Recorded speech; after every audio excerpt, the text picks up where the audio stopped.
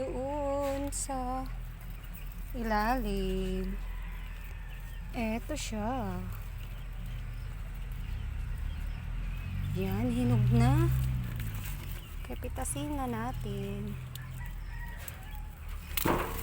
Yun, sarap.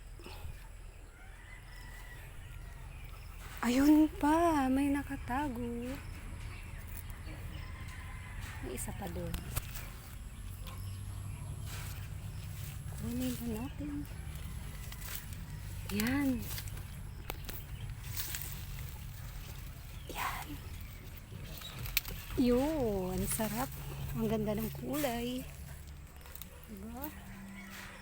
Yan, nakadalawa tayo ngayong araw. Yun, sarap. Nakalibre na tayo. So, magkano din ang kilo nito?